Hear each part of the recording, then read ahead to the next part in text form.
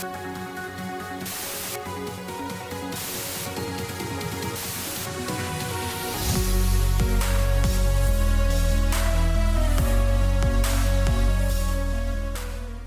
everybody, and welcome to the postseason interview with the coach of the Essex Espions, the Shield Wall of Essex, as I like to call him, Poke Pidge. How are you doing today, my friend? Yeah, I'm not too bad. Not too bad. Yeah, I'm just broadly fine. Not amazing, not terrible. Right in the middle of the road. Average day. Everything's fine. That's good. How I'm happy to hear that. Yeah.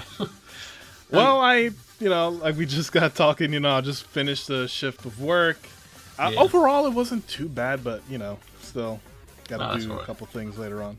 Fair enough. Alrighty, but before anything, let's go ahead and jump right into it if you're ready. Yeah, I'm all good. Let's go. All right. So, with this season done and wrapped up, was the EBL more or less what you expected it to be? Do you know what? No, it was more than I expected it to be, if that makes any sense. Okay.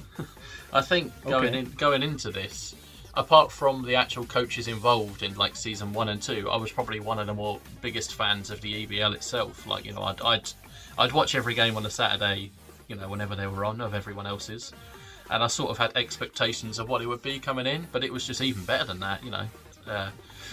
Got to know so many people in a just more personal way. Got to speak to all of you a lot more, and that was something I never sort of considered when joining. I never really thought about the Pokemon battles. I just thought, yeah, well, it'll be fun, and then I was like, oh my god, we're all friends. This is amazing.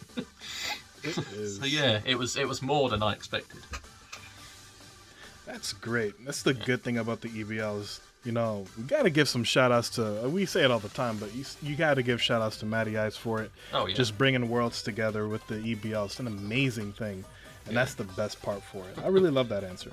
Yeah, like you said, it is a world, yeah. Yeah. Now, did something surprise you, or did you know exactly what you signed up for? I knew what I'd signed up for. Yeah, that was, I definitely knew what I'd signed up for. I knew what the challenge ahead was going to be. That's a hard question to answer, because everything, it was exactly what I expected, and it was exactly what, it was challenging, certainly. Okay. I didn't expect it to be a pushover, and it certainly wasn't. I don't think any game was ever straightforward, and that's sort of what I expected. I expected a massive challenge, because a lot of the people, obviously, a lot of you guys, yourself included, you've been doing this for 3 seasons, some of you 2. So you knew what to do, and then you jump in as a new guy like, hey, let's see what I can do. Well, you did phenomenal, I'll tell you that. I tried. Would you have approached this season differently in any way, like how you drafted or just the general approach to the matches? Even though I quite liked my team, and people frequently told me that my team was scary, it wasn't. The team itself was sort of like a makeshift team. I had about a good 7 or 8 Pokemon I wanted, and in the first 2 rounds of drafts, I think about 6 or 7 of them had gone. I was trying to get a sort of not a mono steel team, but a bulky steel team, and Ferrothorn, Corviknight. Who else was there? Scizor, others that I can't remember off the top of my head, but they all went like in the first or second rounds. I got Dialga, but then after that I was like, right, okay, we're just going to wing it now. And then I just tried to remember of Pokemon that had done well in previous seasons, and I was like, okay, let's make a Frankenstein team of previous seasons and see what we can do. I like it. Yeah, and then, but I must give some credit to Offline for a couple of the picks as well. I asked his advice, and it was his advice for Raichu Ninetales, and he gave me the choice of you could go for Klefki or Comfey probably, and I just remembered Comfey. I was like, oh my god, no, Triage, yes, no, right, I've got to get that. So I've got a credit Offline and thank him for a few of those picks near the end. The 7th, 8th, and 9th picks. Definitely a good pick. Definitely helped you out throughout the season. So very good.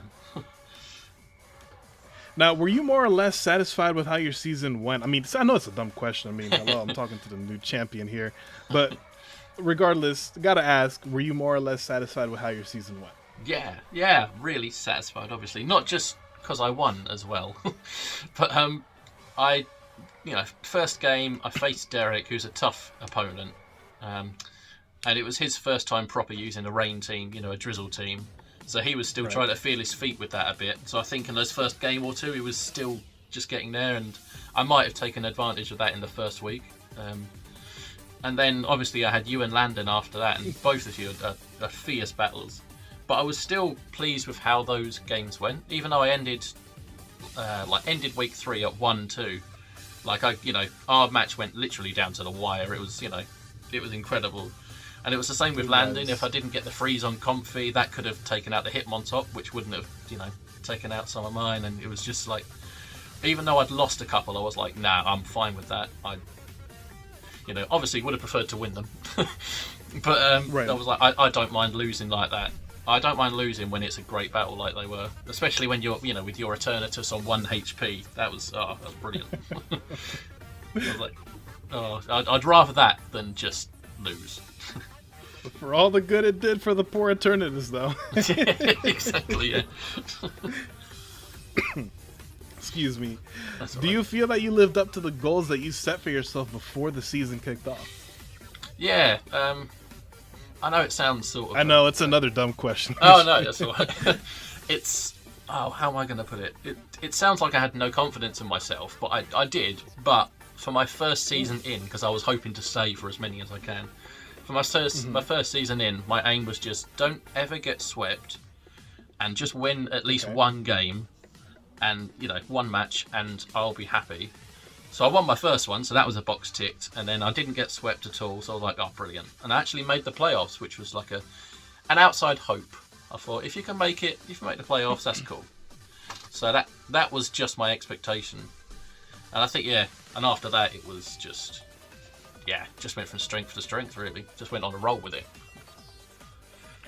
You said you didn't sound confident. I kind of disagree on that. Sounds like you knew what you was talking about. Yeah, maybe it's just the 20 plus years of playing Pokemon games. I didn't realise how much I knew, maybe. Didn't realise, actually, sitting down for 2 hours a day for 20 years playing Pokemon, actually, it can stick around in your head.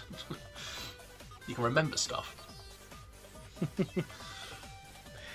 If you could have changed your team in any way, would you have? Looking back now, yeah.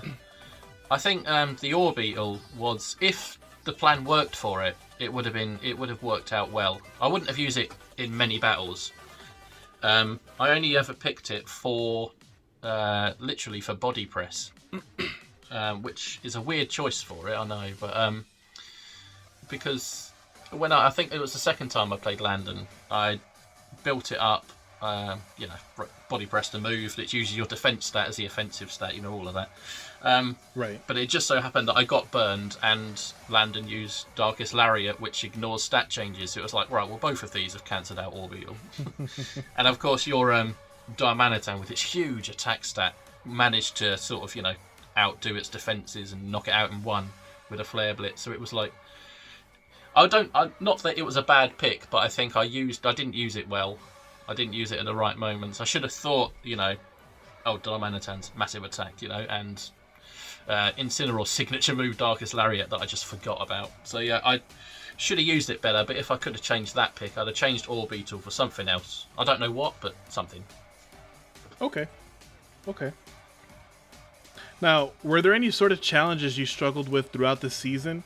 And if so, were you able to sort them out? Challenges, I suppose it's probably just, it's going to sound strange, but probably just working a full-time job and trying to plan a wedding, and then you realise, oh yeah, I've got to prep my team. You think, oh god. It's just sort of fitting all of that around personal life, really. I understand that. Yeah. Luckily, next season of EBL, I won't be getting married, so I'll have more time. But yeah, it was just trying to find the time for it. And But because I don't like to just bring the same build Pokemon each time. Mm-hmm. So yeah, what I did before, like between the draft and week 1, I just bred 3 or 4 competitive Pokemon of each of them. And then I thought, right, I'll breed 1 of each, and then when I need another one, I'll try and get as many to level 100 and do all the hyper, all of that. Do as many as I can, but make sure I've got at least 1 of everything. Except obviously some of them are difficult, like the Mew, for example. Definitely. The challenge was obviously because you can't gen Pokemon in. You can't just like hack them in. So trying to find a Mew, getting them ready, and I think I've used every single Mew I have except the ones on BDSP now. They're all on that sword save file. So yeah, that's where they'll be, and that's where they'll stay for now. But yeah, they were the challenges really, just working around personal life to get the team together. But I think it worked out all right. Clearly. yeah, it must have done. No, but I understand. No, the personal life definitely. Yeah, I understand what where you're coming from that. Yeah, it was weird. It was never stressful. It was just trying to find the time, really. Excuse me. No, I get that. Yeah. Now, you mentioned during the draft that some of your picks were stolen and whatnot. That being said, were you able to adjust to your team quickly, or did it take some time before you fully understood it? I had a sort of plan. Okay. It was... I'd not really... I now know what to do, now that I've done a draft, if that makes sense. But I had basically offensive mons in my head and defensive mons. I was like, right, let's try and get an even balance. I wasn't ever thinking of individual moves or abilities that Pokemon could have. Like, I think all the G-Max moves my Pokemon had were just pointless in the EBL format we do. Like, the Replenish on Snorlax is pointless. And, right. What else was there? The Drum one on Rillaboom. I can't even remember what that does. But, so I was only ever in the draft thinking about specific, like, right, I need an offensive one and a defensive one, and trying to balance that. And I think this, next time we do a draft, I will be thinking more about movesets and abilities now that I've, proper thought about it, had a moment to. Okay. Now, were there any issues that you expected to run into, but they never really turned out to be a problem for you? I suppose an issue, even though it's probably one of my strongest Pokemon now, an issue might have been the Mew, because I know it's not a competitively viable Pokemon. So I was like, I hope I use this well. I hope I use this correctly. I only actually picked it because it can learn any TM, any TR. And I was like, right, I'm new to this. I don't know where the holes are going to be in my battling style. If I've got a Mew, I can just use that to fill the holes and just, go forward. So I was worried about how I was actually going to use Mew. But it turned out all right, actually. It turned out to be, I think I've showed the league that Mew's a good choice. Yeah, Mew has a target on his back now. Yeah, which I'm worried about. Now, was there anything that you found easier than expected, or did everything just come easy to you throughout the whole season? I don't think anything came easy. It's okay. Yeah, I think in the EBL there is even you could have someone that's new there, or someone like yourself that's been a champion for 2 times. It doesn't matter. There's no easy game in the EBL. It's like when I am, like when I played yourself, obviously difficult game. When I'd played someone like Landon, still a difficult game. When I played someone like ISO in the first round of games, he was on 0-3 when he played B. And that was still a difficult game. It only ended 3-0, I think. So it's. I don't think anything ever actually came easy, because I don't think there was ever one simple, easy game or anything like that. I think. There wasn't an easy. I was just trying to think of something easy. Then I was like, no, nothing really was easy, I suppose. Comfy's moveset never changed, so I suppose trying to train a Comfy was quite easy, because it never changed until the final. I changed one move, but kept all the stat spread the same throughout the whole tournament. So I suppose Comfy was quite easy. Okay. Now, obviously, you made the playoffs, and then you headed on to the championship game. Now, what were some of your thoughts after the last game of the regular season as you were heading off into the playoffs? Oh. Firstly, I felt quite bad for knocking Matt out, and I genuinely did as well. I'm not just saying that as like a joke. I was like, because he's the commish, you know, he's the big guy, he's the Godfather, and I felt bad. It's all part of the game. Yeah, exactly. Yeah, he was. You know, we had obviously had a call after, and he was, you know, happy for me. Good to see. You know, happy for me. You know, to see me go through. Congratulatory of me, and all of that stuff. It wasn't too bad in the end, but yeah, that was probably my first thought. I felt a bit bad for that, but then I was like, now I've got to play Landon again, who I've already lost to, and you know, his team was quite varied, and it was like, right, how am I gonna overcome this? And I think I then would have actually played Bob in the first round of semi-finals before it all changed round. So it was like, oh god, this is tough. So that's probably it. Okay. Now, what was your immediate thoughts right after your final match of the season? Oh wow! Well, just woohoo! You could probably tell from the sort of kind of muted reactions I had when I won. I was like, I didn't expect that at all. Like, not even one little bit. I never would have thought. I was just happy to be in a championship game. I didn't expect to get there. I sort of had, back of my head, I was like, if I can get to the playoffs, that'd be good. You could get to the playoffs if you go for it.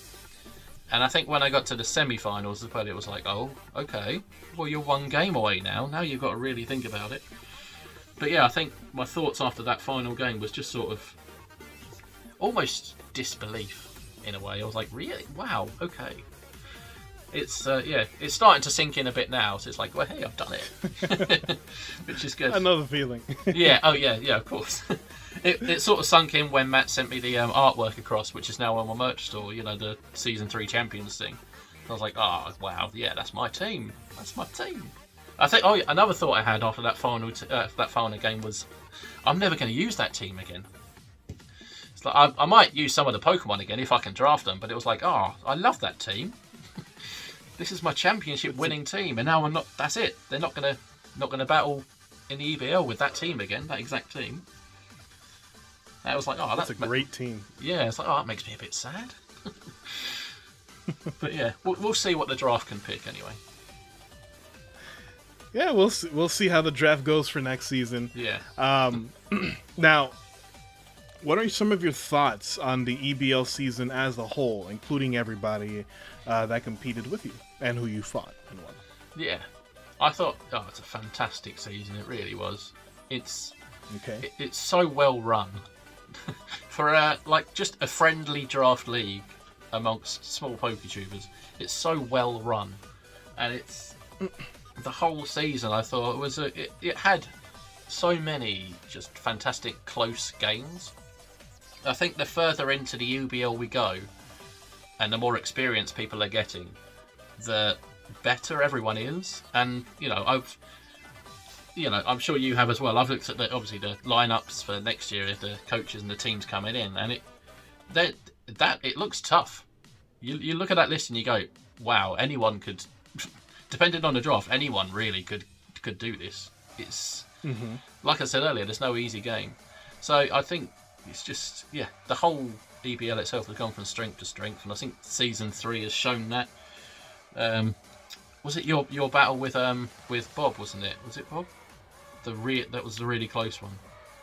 Oh, was it you and Bob? With Bob? I think the closest match was with you. Oh, me and you. Yeah, that was it. I loved that. Yeah, one. That was the closest match, not non-timer wise, right? But yeah. Oh yeah, non-timer wise, yeah. That was. Oh, that could have gone either way. That was really good. I know I've said it before. It's weird saying I enjoyed losing that one, but I think if I was ever going to lose, I'd love to do it like that. But yeah, there was every week had a good matchup, and we got a lot of rivals as well now, haven't we? We've got obviously just so many rivals and people matching up against each other. It's good. Yeah, that's what the EBL will do to you. That's what the EBL will do to you. Have you made any new rivals? I think anybody that you'd like to fight? Oh yeah. Well, I think competitively, I really enjoyed battling Landon twice, and we do actually. Spoiler alert: we do face up again next year. So we're currently sitting as like a 1-1 in our own personal table. I don't know if Landon considers thinks the same as I do, but yeah, I think that's like a nice little friendly competitive rivalry going on there, because I think we're both very similar abilities as well. We seem fairly well matched. So I'm looking forward to battling him again next year. That will be fun. I can't wait to see it. Yeah. Oh, it's going to be good. Obviously, Nate as well as the other British guy in the league, who lives about 45 minutes from my house as well, which is really odd. So it's, oh, okay. Yeah, but that's the nature of Britain. You're about half an hour from everywhere. But yeah, so it's. Got it. I don't face him though, but maybe we'll have a couple of exhibition matches before the league starts. There you go. Yeah, there you go. Now, are you excited about being part of the next season? Oh yeah, definitely. When I started season 3, I was hoping to stay on for a couple of seasons, and I'm grateful for Matt in allowing me to come back again. So thank you, Matt. Yeah, and I'm really I am genuinely excited, even though I have no idea what my team is. I've seen the schedule and I've seen what coaches are coming in. I don't know how people are saying things, so I won't say more than that. But yeah, I am so excited for it to begin, because like I said earlier, I can't pick a favourite out of a lot of those.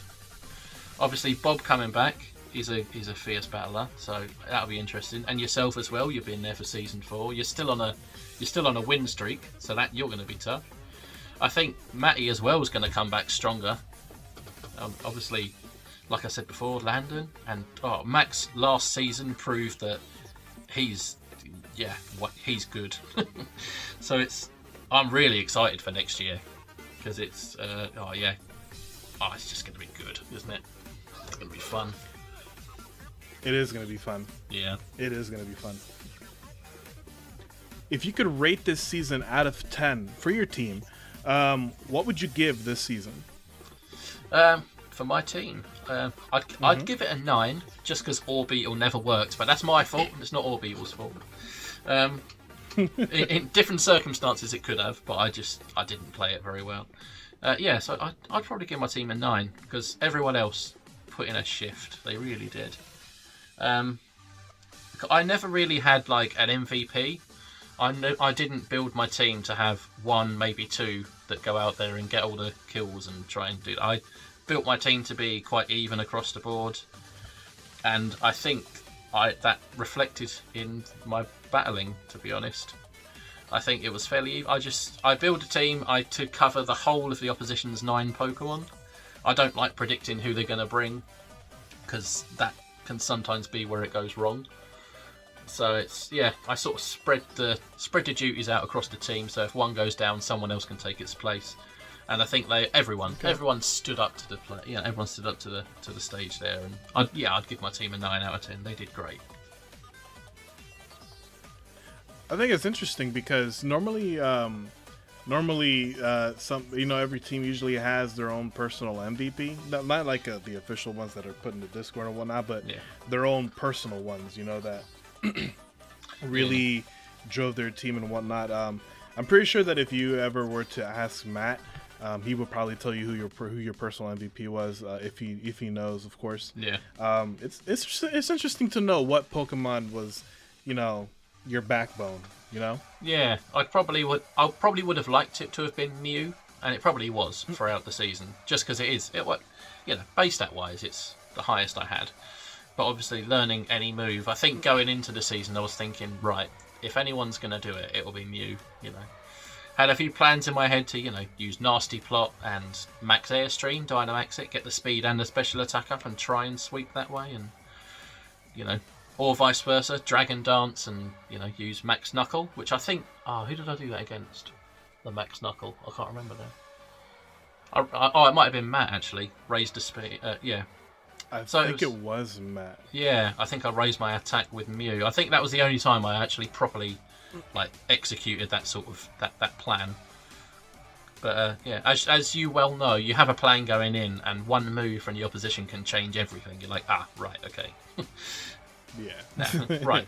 We're 30 seconds in, plan B. Let's go. I tried to balance the team out, but if I did have one, it probably would have been Mew, to be honest. Okay. I like that. Yeah.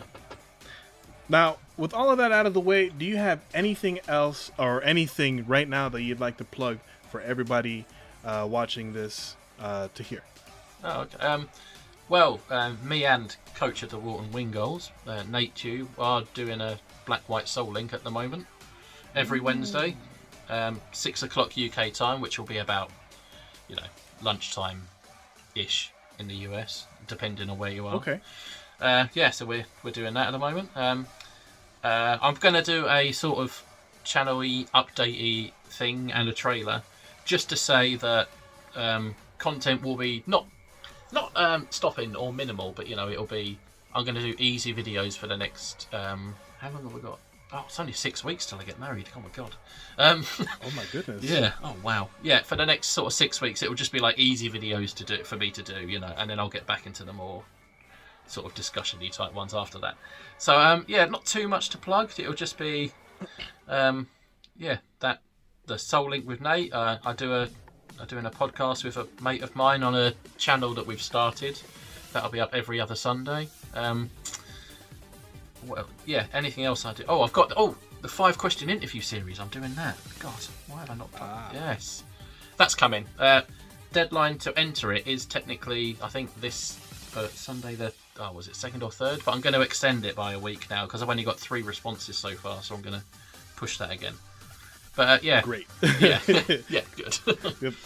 Yeah, no, it's great because that it's a good thing that you brought that up too. Yes, that's great that you extended it. Yes, yeah, I will be extending that. I probably would have posted about that already. So yeah, but yeah, that's probably about it. The 5-question. The reason why I'm doing that 5-question interview series now is literally because, like I just said, I'm planning a wedding, so like most of the recording I don't have to do. I know it sounds sort of lazy, and once I've edited the first one, all I have to then do is take out the clips and put the new clips in, so it's quite an easy one to do, but a fun one to do, and I do enjoy doing it. So it's like, perfect, I can do that. All right, I like it. Yeah. I like it. Well, that's it for the Essex Espions postseason interview. Best of luck to you going on to season 4. Before we end everything off, do you have any final words for your fans out there? Fans. Oh, I've got them now. Yes. Yes, you have fans, my dude. I know, yeah. Yeah, I'll be back. I think I've got a target on my back as well now. Like, this British guy's come in and beat everyone. It's like, right, that's it. We need to get him. So I think I'll be public enemy number 1 next year. But I suppose after winning a championship, the only thing you've got to aim for is, I'll aim to win it again next year. In it to win it. You've got to beat the big guys to do that. So, yeah, that's a message to my fans. We'll go and try and win it again. Let's be the second coach to get 2 in a row. Well, just don't go for the 3rd, because then I'm going to have to come after you. Yeah, that'd be good. Oh, imagine that. If I win 2 in a row and then season 5, me, you in the final. Oh, there you go. I'd love that. Ooh, there we go. I don't know. Who knows? Or I could be out in the first round. Who knows? It could be fun. Hey. We'll see. All right.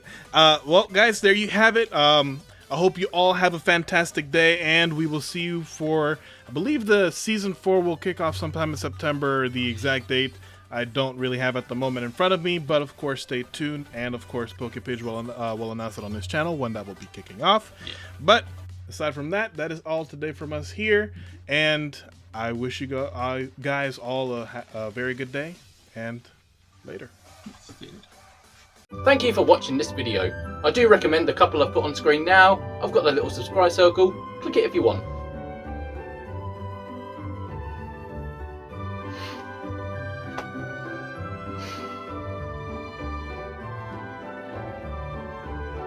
Well, click something.